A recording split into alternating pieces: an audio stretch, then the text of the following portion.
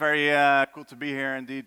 We've built an amazing brand, and today I want to share with you exactly how we did that, so how we built a community. But before I get into all that good stuff, a little bit of background on 3D hubs and on 3D printing. But I probably have to disappoint a few of you here. It's not going to be a 3D printing talk. I do a lot of those, but not today. So I'm definitely not going to talk about the fact that 3D printing was invented over 30 years ago by Chuck Hull in 1983, and that this is what the machine looked like back then. So I'm not going into that, nor am I going to tell you that the first desktop 3D printer was invented in 2009 by a guy called Bree Pettis, and was called the Thing-O-Matic. And I'm also not going to bother you with the fact that there's amazing innovation happening that's making 3D printing a lot faster. So this is Carbon 3D. It's a 3D printing company backed with more than $140 million from Google and Sequoia Ventures, and it's making a machine that literally can print 100 times faster. And you can just see it printing stuff. So we're not going to go into that, and definitely not going to show you footage of amazing new materials that are coming out of these printers and that can do stuff that wasn't possible until a couple months ago. So enough of that. If you want to learn more, I'm on Twitter. I'm happy to answer all your 3D printing questions, or you can come to one of our meetups to really dive into the 3D printing goodness. So let's go back to 2013, so to the start of 3D hubs. So me and Bram, we set out to kind of build, like a lot of sharing economy startups do, build the Airbnb of X. For us, it was the Airbnb of 3D printing. And we had the simple idea of connecting people, on the one hand, that needed to have something printed with idle capacity at 3D printers, both at individuals, so at home, in garages and homes around the world, but also professionals, companies, industrials.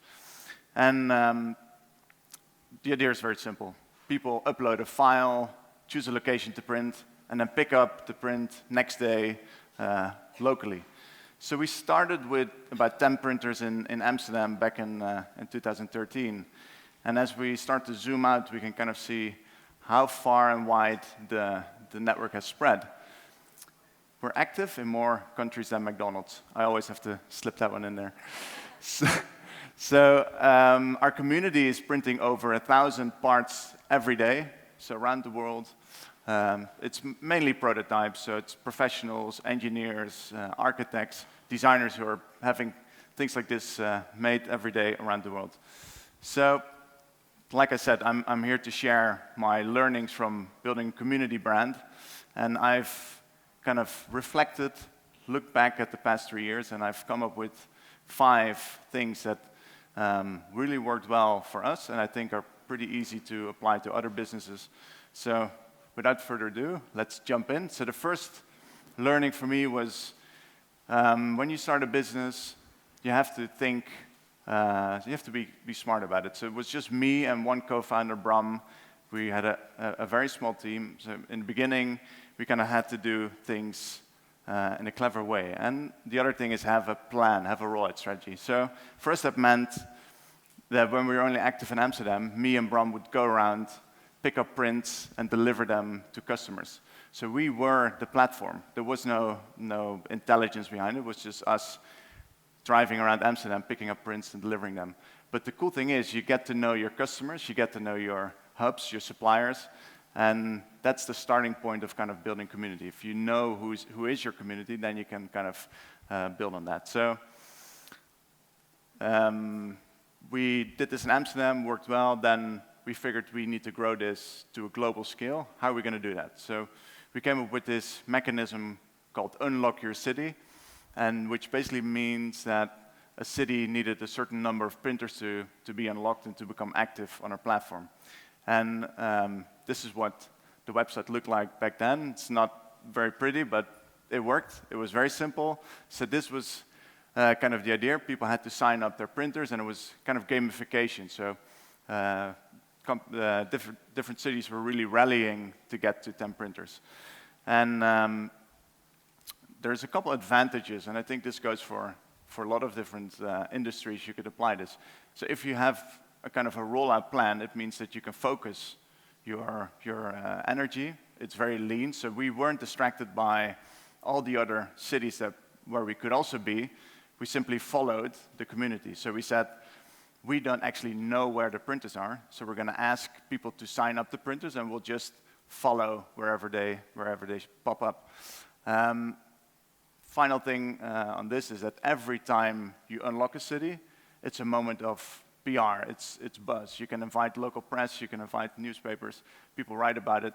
That helps grow the community. So it's a simple trick you can apply to your business as well. So then the second learning for me is about ambassadors. And I have a funny story about this. So when we got started with this Unlock Your City campaign, something strange happened. So we were giving a talk at Singularity University, and then this guy tweeted, "Interesting presentation from my co-founder of 3D Hubs." So this was literally our first week of the company. And then it's just one tweet, nothing special. Then another tweet popped up, and another tweet popped up. So it just kept going. And we, at first, didn't really understand what was happening. But this was a very influential guy who was in Antwerp, who was giving TED Talks, workshops on 3D printing. And he caught 3D Hubs when it was just beginning. And he started tweeting like crazy and getting all his friends on the platform. So he was the first to unlock the next city after Amsterdam, which was Antwerp, which we, of course, didn't anticipate. So he's celebrating. And then he doesn't stop there.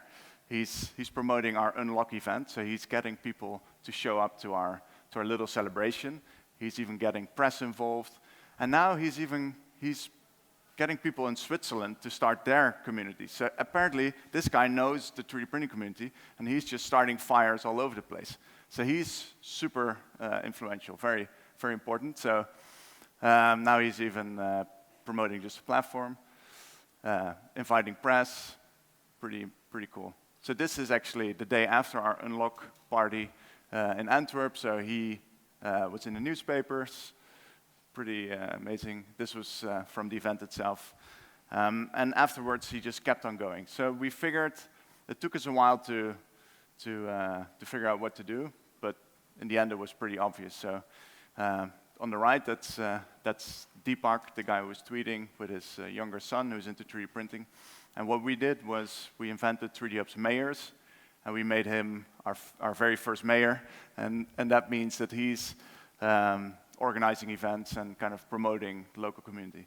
So that was the start of our ambassador program. And in the beginning, we had just one ambassador program, was 3D Hubs mayors. Right now, we have about 96 mayors all around the world organizing events for us. We also have a second ambassador program. That's a student ambassador program. So that's students at universities promoting 3D printing, promoting 3D Hubs, giving workshops. So the main thing our ambassadors do are events, supporting the local community, answering questions on social media, and they take care of local publicity. And this, again, is easy to replicate. Setting up an ambassador program, it's not very difficult. You can just get started. So in the 3 years, our mayors have organized over 500 events, and over 10,000 people have RSVP'd. And our community team is literally just 2.5 people. So it's impossible to organize this amount of events without having a community help you.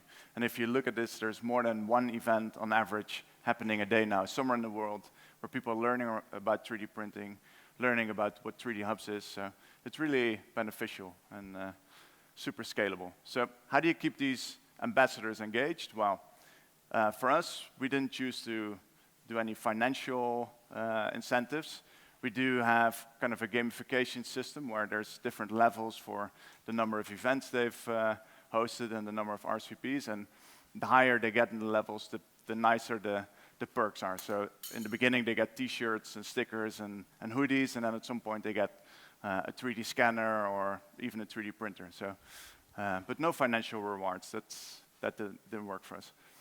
So the third insight and learning that I want to share is go offline before online. So we identified 3 stages in building communities. So in the beginning, it's all about going to places, shaking hands, meeting people, it's very much offline.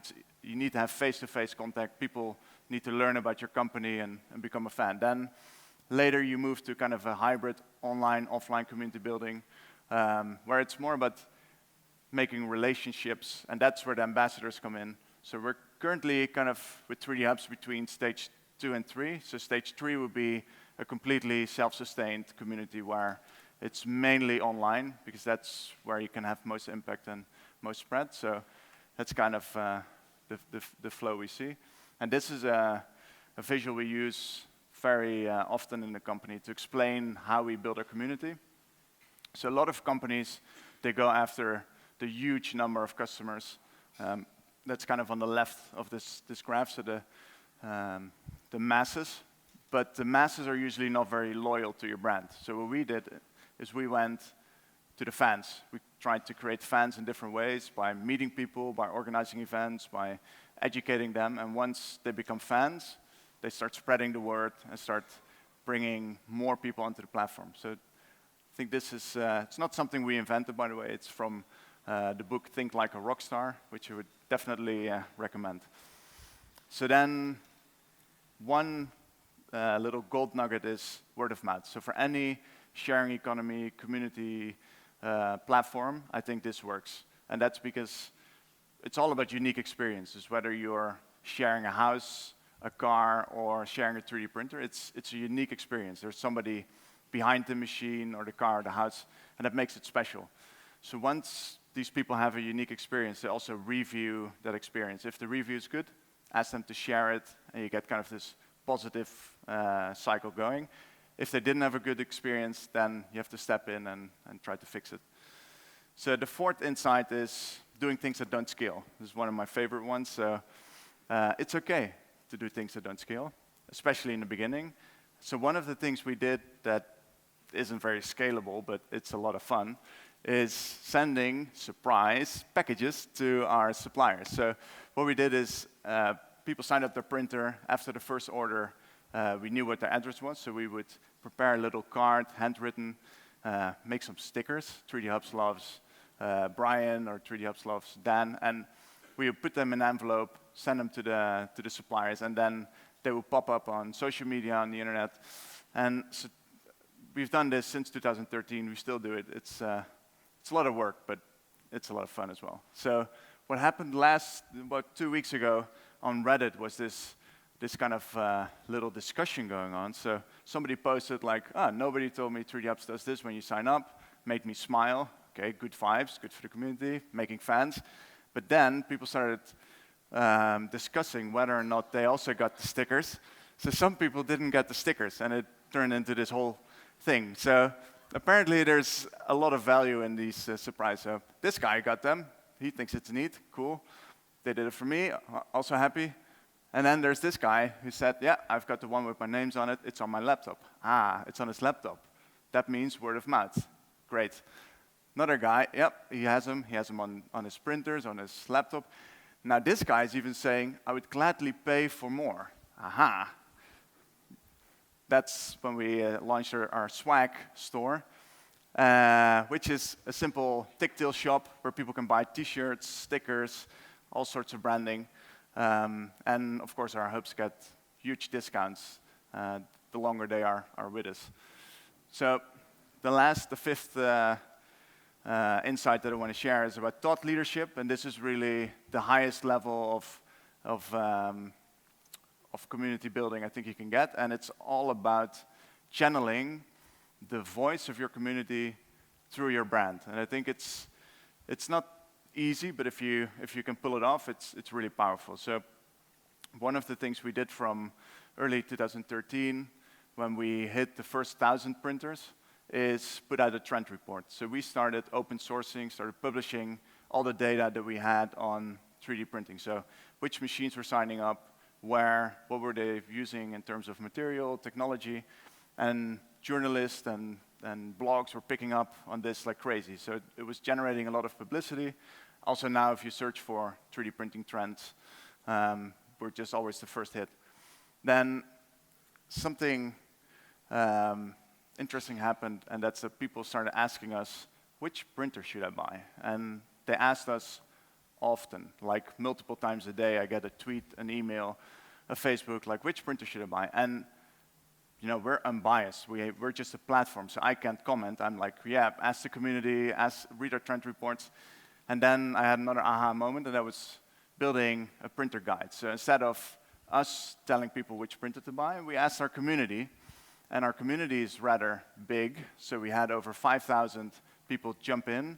They started writing over 600 hours of reviews on machines they had not used for a day or a week, but for months or years. So they collectively had over 3,000 years of experience with those machines and printed nearly 1 million prints on the machine. So this buyer's guide, this review of all the printers, it beats all the other reviews on the market. No journalist can review a printer like an operator of a printer can. So this is, again, it's the first hit in Google. It brings in a lot of new people to the community, people buying printers and signing up to the platform. But this is just sheer community power, and I think it's awesome. So the other thing we did is claim a day. So we claimed 3D Printing Day. It's on the 3rd of December, so 3D. And we asked our community to open their doors to people who wanted to learn about 3D printing, who wanted to see 3D printing and kind of experience it firsthand. And back then, the community was smaller, I think about 20,000 printers, but over 400 locations around the world simultaneously on the same day opened their doors and were giving people their first 3D printing experience, which I think is pretty cool.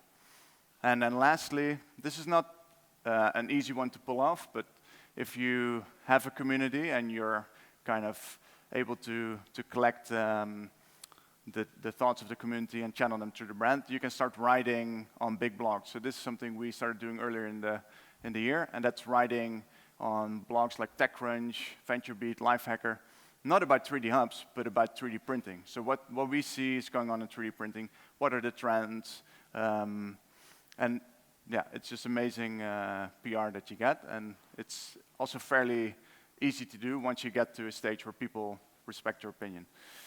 So then there's one more thing. I had to sneak it in. So this is actually the 6th. This is bonus.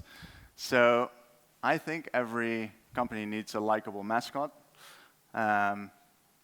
Who in the audience knows this guy? Freddy. Yeah, everybody knows him. Freddy is MailChimp's mascot. He comes in different sizes and forms, and he's incredibly popular. Our mascot is called Marvin. I don't think quite as many people here know Marvin yet, but he is pretty funny fella. So he appears in lots of different shapes and forms. So he's on booklets. He starred in a couple movies. Yeah, Iron Man. I don't know if you've seen him. He was in there. But he's also one of the most printed objects. People who sign up on a platform have to print this mascot to kind of sign up on a platform as a test. So some people modify him. He doesn't mind. He's fine with it. Some people print him really, really small. So this is a finger. So this is at some point there was a race for the tiniest Marvin going on social.